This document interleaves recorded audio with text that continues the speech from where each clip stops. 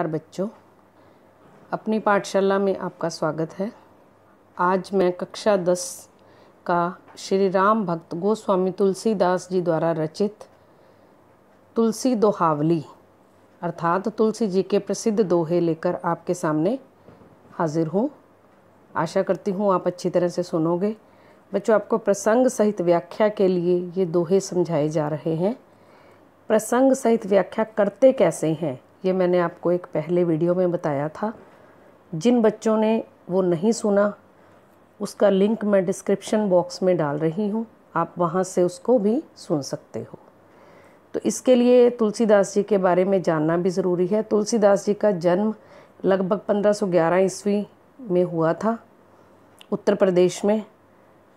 तो तुलसीदास जी के माता पिता के संबंध में कोई ठोस जानकारी नहीं है। उनके प्रमाणों के अनुसार उनके पिता का नाम आत्माराम दुबे बताया जाता है, लेकिन कई आने वाले बाद वाले पुराणों में उनके पिता का नाम श्रीधर भी बताया गया है। तो माता का नाम उनके रहीम जी के दोहे के आधार पर तुलसी बताया जाता है। तो आइए शुरू करते हैं तुलसी जी के दोहे। तुलसी जी ने जो दोहे लिखे थे वो अवधी और हिंदी भाषा में लिखे गए थे। उनकी भाषा मुख्य रूप से अवधी और हिंदी रही है। तुलसी दोहावली का प्रथम दोहा, श्री गुरु चरण सरोज रज निजमन मुकुर सुधार, बरनऊ रघुबर बिमल जस जो दायक फलचार। ये दोहा लगभग सभी ने सुना होगा क्योंकि ये श्री हनुमान चालीसा जी का प्रथम दोहा है। तो इसका प्रसंग जैसे बताया हुआ है कि प्रस्तुत पंक्तियाँ हिंदी की पाठ्य पुस्तक में से श्री तुलसीदास जी द्वारा रचित दोहों में तुलसी दोहावली के दोहे में से लिया गया है।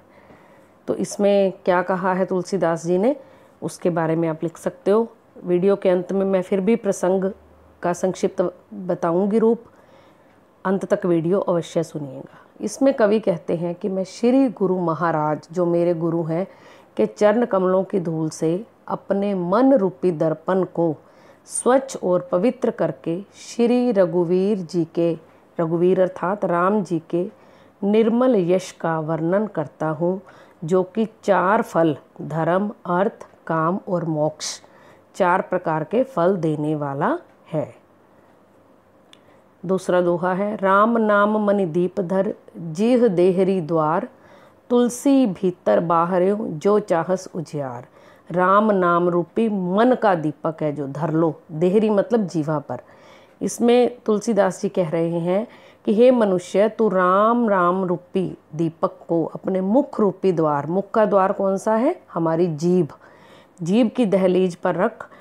यदि तू भीतर और बाहर दोनों तरफ उजाला चाहता है, जैसे हम कहते हैं ना कि घर की ड्योड़ी में, पोर्च में अगर जला दो कोई दिया तो अंदर बाहर दोनों तरफ रोशनी रहती है, ठीक उसी प्रकार ही राम नाम मनियों से बने दीपक को मन में धारण करने से हमारे अंदर का ज्ञान रूपी अंधेरा भी नष्ट हो जाता है और ज्ञान रूपी उजाला चारों तरफ फैल जाता है, अर्थात हम बुरे काम छोड़कर अच्छे काम करते हैं।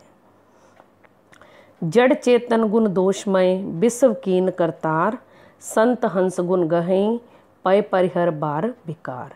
जड़ चेतन संजीव निर्जीव वस्तुओं का जो अंतर है उसके बारे में बताया है। तुलसीदास जी कहते हैं कि परमात्मा ने इस जड़ चेतन संसार को गुण और दोष से युक्त बनाया है, अर्थात संजीव चीज़ें जिनों में जान है, निर्जीव चीज़ें सबके कुछ गुण और कुछ दोष, कुछ अच्छाई कुछ बुराई, कुछ कमियां हैं। परंतु जो संत होते हैं, साधु लोग होते हैं, ज्ञानवान होते हैं, वो हंस के समान होते हैं, नीर क्षीर विवेकी।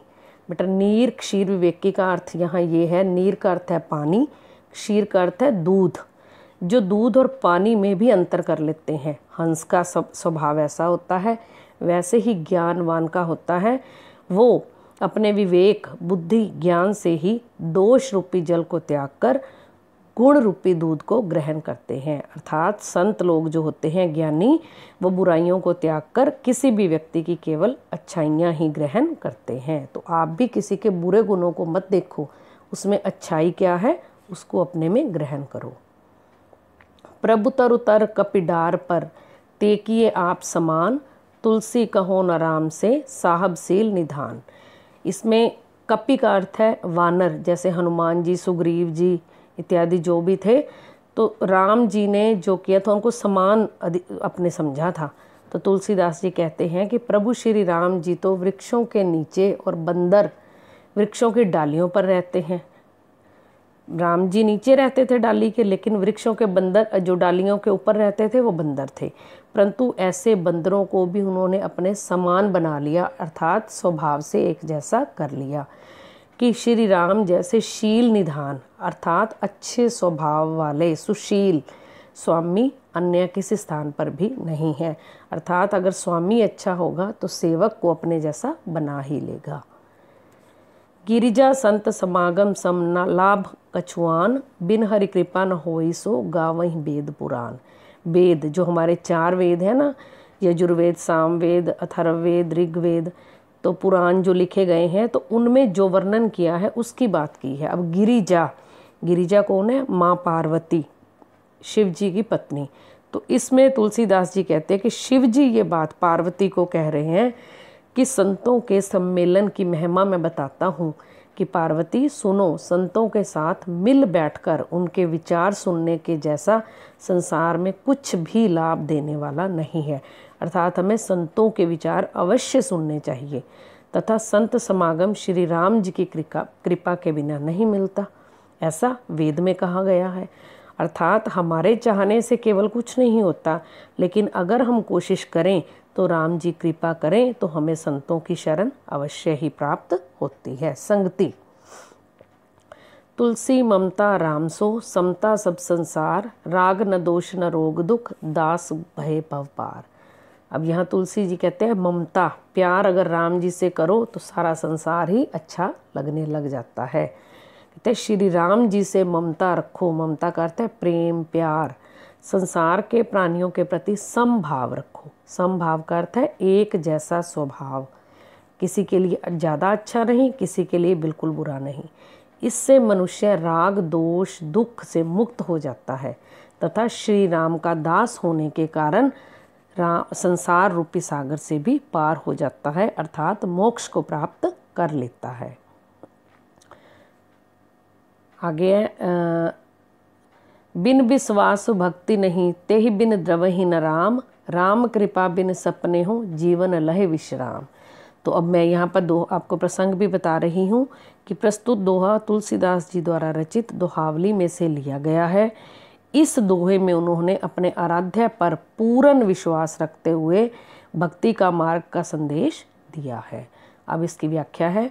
कवि कहते हैं कि बिना भगवान पर विश्वास किए उनकी भक्ति नहीं हो सकती।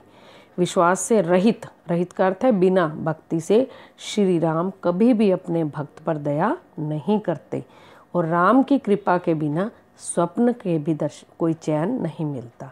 अगर ईश्वर हम पर कृपा करें तो हम सपने में भी सुख के भाव देखते हैं, अगर ना करें तो हमें हर जगह ही दुख दिखता है। भाव यह है कि विश्वास पूर्वक भक्ति करो तभी परमात्मा की प्राप्ति होती है। यहाँ विश्वास अपने भाई बहनों माता पिता सब पर करने की बात है, क्योंकि हर एक में ही परमात्मा का रूप है। तो प्रसंग व्याख्या हमने जो शुरू की थी, अब इसका पहला जो प्रसंग था वो था श्री गुरु चरण सरोज रज, निज मन मुकुर सुधार, बरनऊ रघुबर बिमल जस, जो दायक फल चार। तो ये प्रस्तुत दोहा तुलसीदास जी द्वारा रचित दोहावली में से लिया गया है। इसमें उन्होंने अपने गुरु की वंदना की है और राम जी की भक्ति का वर्णन किया है। तो बिन विश्वास का भी हमने कर लिया है। आशा करती हूँ कि आपको दोहों की जो सरल व्याख्या मैंने समझाई है वो अवश्य पसंद आएगी। अगर अच्छी लगे तो अच्छे विचार दीजिएगा, कमी लगे तो भी कमेंट बॉक्स में लिखकर बताइए। ज़्यादा अच्छी लगे तो लाइक शेयर और सब्सक्राइब करिए, घंटी को दबाइए ताकि अगली वीडियो की जानकारी आपको साथ के साथ ही मिल जाए। इसी के साथ ही इसको समाप्त करती हूँ। धन्यवाद।